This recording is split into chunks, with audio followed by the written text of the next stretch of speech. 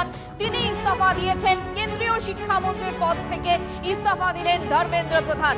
নিজের প্রশ্ন ফাঁসে তোলপাড়, বিতর্কের মুখে ইস্তফা দিলেন কেন্দ্রীয় শিক্ষামন্ত্রী ধর্মেন্দ্র প্রধান। প্রথম দিন থেকে দায় নিয়েছি, তার ইস্তফাপত্রে লিখেছেন ধর্মেন্দ্র প্রধান। প্রধানমন্ত্রীর কাছে তিনি তার ইস্তফাপত্র পাঠিয়েছেন। अपने बच्चों का खून बहाया, उससे भी आपका मन नहीं भरा है। आज फिर से आप बच्चों को मरवाना चाहते हो क्या? दिल्ली पुलिस के कमिश्नर को शर्म आनी चाहिए। सारे लोग यहीं पर नीचे बैठ जाइए प्लीज।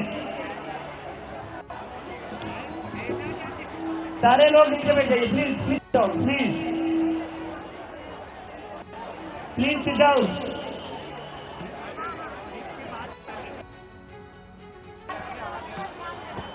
प्लीज रिक्वेस्ट है आप सभी से।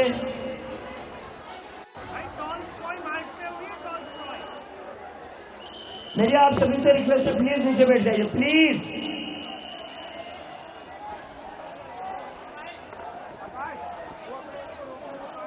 देखो पैनिक नहीं करना है, ऐसे ही आराम से बैठे रहिए। आएंगे ये 500 रुपए ये चड्डी वाले गुंडे आएंगे, ये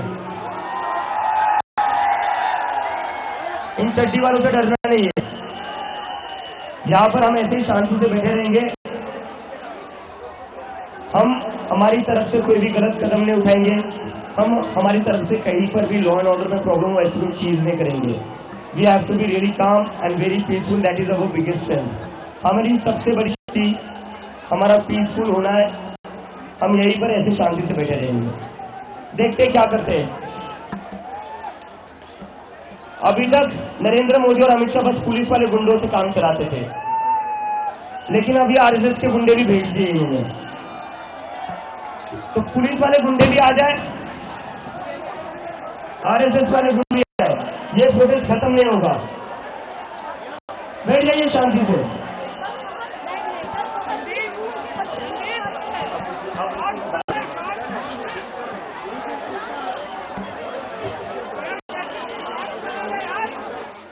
এই মুহূর্তে জ্যোতির্ময় কর্মকার আমাদের সঙ্গে রয়েছেন। জ্যোতির্ময়, আমরা গত 10 দিন ধরে একটা আন্দোলন দেখলাম এবং সেই আন্দোলনের পর আমরা দেখলাম যে সরকার পক্ষের সঙ্গে সিজেপির যে প্রতিনিধি দল তারা গেল এবং তাদের 3টে দাবি ছিল এবং তার মধ্যে এই দাবি, প্রধান যে দাবি ধর্মেন্দ্র প্রধানের ইস্তফা, সেই দাবি কোনোভাবেই তারা সেখান থেকে সরবেন না, এটা স্পষ্ট করেছিলেন। এই মুহূর্তে দাঁড়িয়ে এখনো পর্যন্ত রাজনৈতিক মহলে এই যে গোটা সিদ্ধান্তকে কিভাবে ব্যাখ্যা করছে জ্যোতির্ময়? দেখো, এই আন্দোলনকে খুব সঠিকভাবেই বিরোধী দলগুলি তারা জয় হিসেবে ব্যাখ্যা করছে। কারণ এখানে সাধারণ ছাত্রছাত্রী তারা রাস্তায় নেমেছে, তারা বিক্ষোভ দেখাচ্ছে এবং পরবর্তী ক্ষেত্রে বিরোধী দলগুলি তারা এই আন্দোলনকে সমর্থন করেছে। স্বাভাবিকভাবেই সাধারণ ছাত্রছাত্রীদের আন্দোলনের কাছে নতি স্বীকার করতে বাধ্য হয়েছে নরেন্দ্র মোদী সরকার। 2014 থেকে 2026-এর মধ্যে প্রথমবার কোনো একটি ঘটনায় নরেন্দ্র মোদী মন্ত্রিসভার কোনো একজন মন্ত্রীকে নৈতিক দায়িত্ব নিয়ে পদত্যাগ করানো সম্ভব হয়েছে। এই পুরো বিষয়টিকে তারা জয় হিসেবে ব্যাখ্যা করছে। কিন্তু গতকাল রাত পর্যন্ত সরকার যে সিদ্ধান্ত অনড় ছিল তা হচ্ছে কোনো পরিস্থিতিতেই ধর্মেন্দ্র প্রধান তিনি পদত্যাগ করবেন না। তার কারণ তারা মনে করছিলেন যে কোনো মন্ত্রীর পদত্যাগ কোনো সমস্যার সমাধান সূত্র হতে পারে না। এক্ষেত্রে ইউপিএ জমানায় একাধিক ঘটনায়, কখনো রেল দুর্ঘটনা হতে পারে, কখনো দুর্নীতির ঘটনা হতে পারে, একাধিক মন্ত্রী বিভিন্ন সময় পদত্যাগ করেছেন, কিন্তু তারপরেও সিস্টেমের কোনো পরিবর্তন হয়নি। তার পুনরাবৃত্তি মোদী জমানায় হবে না বলেই প্রকাশ্যে দাবি করা হচ্ছিল এবং সেক্ষেত্রে সিস্টেমের পরিবর্তন করার জন্য প্রশাসনিক স্তরে যা যা পরিবর্তন করা, নতুন বিলে সংশোধনে নিয়ে আসা একাধিক পদক্ষেপ করা হচ্ছিল। কিন্তু আজ সকাল থেকে রাত পর্যন্ত একটা সিদ্ধান্ত, সেটা দুপুরের মধ্যে মানে 2টোর মধ্যে সেটা পরিবর্তন হয়ে গেল, সেটার কারণ কি? তার মূল কারণ হচ্ছে এই আন্দোলন শুধুমাত্র আজ দিল্লিতে সীমাবদ্ধ নয়। কলকাতায় রাজপথে গতকাল বিক্ষোভ দেখা গিয়েছে। আজকে সকাল থেকে বিহারের একাধিক জেলায় প্রায় হিংসাত্মক সংঘাত চলছে, খণ্ডযুদ্ধ চলছে পুলিশের সঙ্গে উত্তেজিত জনতার। একইভাবে মধ্যপ্রদেশ থেকে খবর আসছে, ছত্তিশগড় থেকে খবর আসছে, এমনকি ধর্মেন্দ্র প্রধানের নিজের রাজ্য ওড়িশা সেই জায়গা থেকে খবর আসছে। মুম্বাইতে এই আন্দোলন রাস্তায় ছড়িয়ে পড়েছে। এই পরিস্থিতিতে দাঁড়িয়ে বিভিন্ন রাজ্যের সামগ্রিক আইন শৃঙ্খলা পরিস্থিতি এক এক করে ভেঙে পড়ছে। এই একটি ঘটনাকে কেন্দ্র করে যদি এইভাবে ক্রমশ আইন শৃঙ্খলা পরিস্থিতি ভেঙে পড়তে থাকে, স্বাভাবিকভাবেই সামগ্রিকভাবেই সরকারের সামগ্রিক গ্রহণযোগ্যতা নিয়ে প্রশ্ন উঠে যায় এবং এই পরিস্থিতি থেকে বেরিয়ে আসার জন্যই এবারে নতুন করে যে পদক্ষেপ নেওয়া হলো তা হচ্ছে ধর্মেন্দ্র প্রধানকে পদত্যাগ করা। সামনে আসছে সিজেপি এই মুহূর্তে এর পরের পদক্ষেপ তারা কি করবে বলে ঠিক করছে? দেখো, যে খবর আমরা পাচ্ছি যে সরকারের কাছ থেকে একটি নোট আসতে চলেছে, তার জন্য তারা অপেক্ষা করছেন। সেই নোটে পরবর্তী বৈঠক কখন হবে সেই বিষয়টি নিয়ে আলোচনা হবে। দিল্লির কনস্টিটিউশন ক্লাবে আজকে দুপুর 3:30 বৈঠক হওয়ার কথা। এই বৈঠকের সময় সিজেপি তাদের পরবর্তী পদক্ষেপ কি তা তারা थोड़ा पीछे चले जाओ, ये रेलिंग टूट जाएगी। सब लोग पीछे चले जाओ और बैठ जाओ। बहुत सारे लोग अंदर हैं, वो लोग स्क्वीज हो जाएंगे। अभी टाइम है, बातचीत अभी बाकी है। 3:30 बजे बुलाया है। जब तक सारे डिमांड्स पूरे नहीं हो जाते, जब तक लिखित में आ नहीं जाता, तब तक हम लोग कहीं नहीं जा रहे हैं। तो बैठ जाओ, पीछे हो जाओ और सब बैठ जाओ। अरे नेशनल एंथम प्ले करो। बहुत बहुत बड़ी जीत हुई है युवाओं की, बहुत बहुत बड़ी जीत हुई है संविधान की, इस लोकतंत्र की। ये युवाओं का पावर है और हम सरकार में, प्रशासन में सारे लोगों को बोल देना चाहते हैं, do not mess with the young generation. हमारा ताकत है ये, हमारा यूनिटी ताकत है। हिंदू मुस्लिम राजनीति छोड़ दीजिए। आपको चेतावनी है, एक इंसान का यहाँ पे इस्तीफा, गंदी राजनीति नहीं छोड़, जवाबदेही और ट्रांसपेरेंसी में तो हम लोग किसी का रेजिग्नेशन नहीं छोड़ेंगे। तो बहुत बड़ी जीत है, संविधान जीता है, युवा जीते हैं, देश जीता है।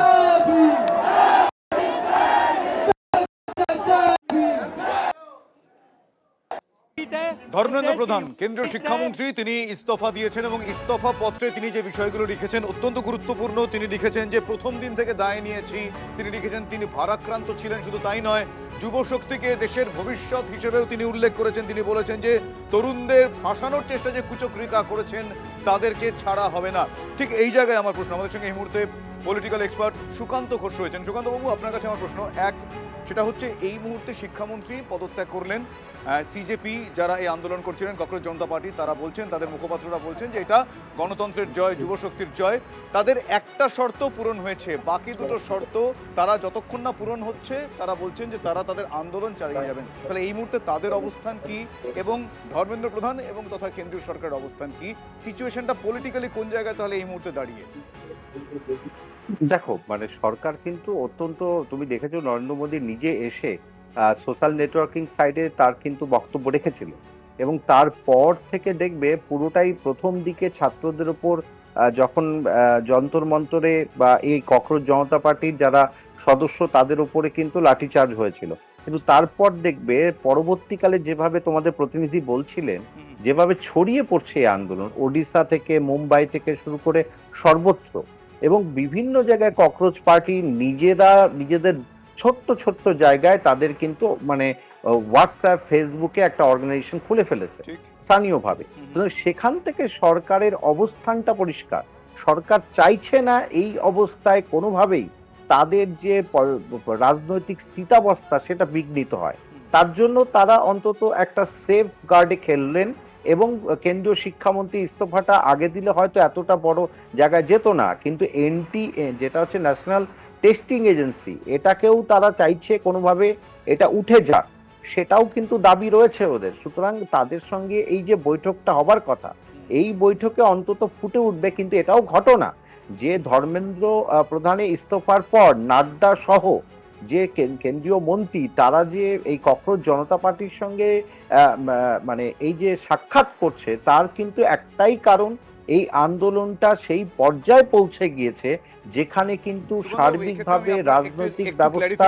একটু এক্সপ্লেনেশন চাই সুকান্ত বাবু। সেটা হচ্ছে এর আগেও তো বিভিন্ন যে কোনো রাজনৈতিক দল তারা ক্ষমতা থাকুক কেন্দ্রে বা রাজ্যে, আমরা দেখেছি যে এই ধরনের বিষয়গুলো মানে এই ধরনের শর্ত মেনে নেওয়া মানে অনেকে বলে থাকেন যে এক প্রকার স্বীকার করে নেওয়া, অ্যাডমিট করে নেওয়া যায় এরকম হয়েছে। এক্ষেত্রে কিন্তু সেরকম অ্যাডমিট করে নেওয়ার মতন ব্যাপার নেই, বলছেন যে কুচক্রীদের ছাড়া হবে না। তাহলে এটা কি এক প্রকার অ্যাডমিট করে নিয়ে পরিস্থিতির চাপে কেন্দ্রীয় শিক্ষামন্ত্রীর পদত্যাগ, নাকি এরকম ঘটনা মানে প্রশ্নপত্র ফাঁস সেটা যাতে না হয় তার একটা আশ্বাস দেওয়া? না, এরকম সরকার কিন্তু কিছু বলেনি। মানে মূলত কেন্দ্রীয় শিক্ষামন্ত্রীর পদত্যাগটা যেহেতু এই মানে একটা বড় ডিমান্ড রয়েছে, তারা কিন্তু বলছেন না, তারা বলছে অলরেডি তারা ব্যবস্থা নিয়েছে এবং পরীক্ষা হয়েছে, সুতরাং সেখানে আন্দোলন করা কিছু নেই, এইটাই প্রথমে সরকারের অবস্থান ছিল। কিন্তু তারপরেও সরকার চাপে পড়ে অন্তত স্থিতাবস্থা বজায় রাখার জন্য, নিজেকে সেফ জায়গায় রাখবার জন্য, কারণ দেখবে, মনে রাখবে, হয়তো নেপাল বাংলাদেশের মতো আন্দোলন নয়, কিন্তু যে কোনো সময় এটা স্পুলিংয়ের মতো কিন্তু ছড়িয়ে পড়তে পারে এবং তখন কিন্তু সরকার ব্যাকফুটে চলে যেতে পারে। সেই জায়গা থেকে সরকার নিজেকে সেফ জায়গায় নিজেকে রাখবার জন্যই তারা অন্তত এই ধর্মেন্দ্র প্রধানের ইস্তফাটা মেনে নিল, যে এখন তারা বলতে পারবেন যে আমরা তো দাবি মেনে নিয়েছি।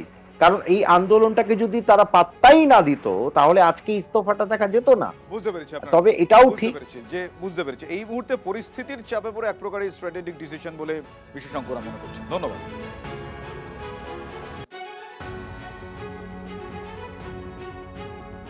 कम से कम देर हो फिर भी ज्ञान की उदय हुई है, और ज्ञान की उदय होते हुए धर्मेंद्र जी को लगा कि बस अभी रेजिग्नेशन के अलावा और कोई चारा नहीं बचा, तो त्याग पत्र देना ही एक ही रास्ता है।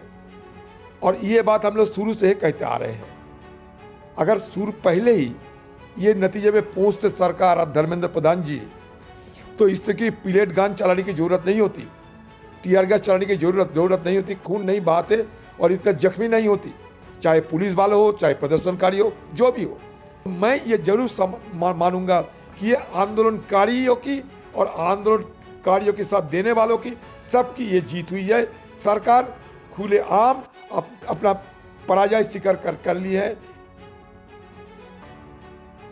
আমরা খুব আনন্দিত। এটা একটা গণতান্ত্রিক আন্দোলনের, ছাত্র জনতার আন্দোলনের একটা বিরাট বড় জয়। সরকার এতদিন পর্যন্ত অনড় ছিলেন, কিন্তু শেষ পর্যন্ত ছাত্রদের আন্দোলন জয়ী হলো। যে সরকার ছাত্রদের উপর নির্মমভাবে লাঠি চালিয়েছে, তাদের আহত করেছে, তাদের আন্দোলন ভেঙে দেওয়ার বারবার চেষ্টা করেছে, সেই সরকার মাথা নিচু করলো এবং এই প্রথম ওরা একজন মন্ত্রীকে পদত্যাগ করতে বাধ্য করলো।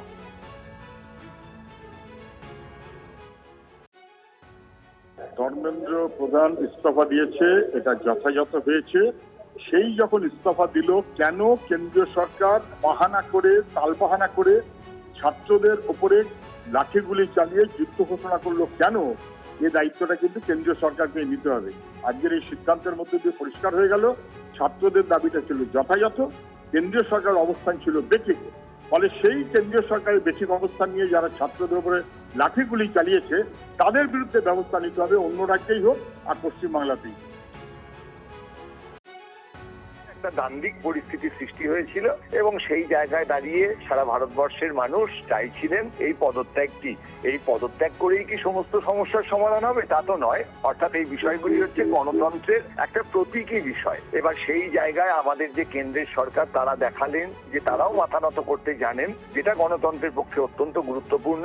এবং সাধারণ মানুষ তারাও জানলো যে পৃথিবীর যে বৃহত্তম গণতন্ত্র, সেই গণতন্ত্রে শুধুমাত্র সংসদের ভেতরে নয়, তার বাইরেও মানুষের মত সরকারের কাছে পৌঁছে যায়। যাদের হাতে আমাদের প্রাণ, তাদের জানাই সম্মান। TV9 Bangla health conclave.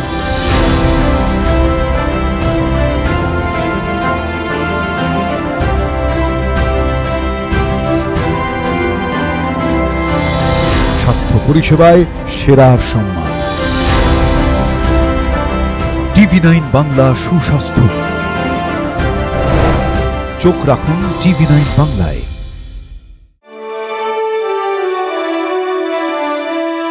Co-powered by Jagannath Gupta Institute of Medical Sciences and Hospital, trophy partner আপনার স্বাস্থ্যের সার্বিক সুরক্ষায় হেলথ চেক, বেহালা চৌরাস্তা, গ্রিনফিল্ড সিটি।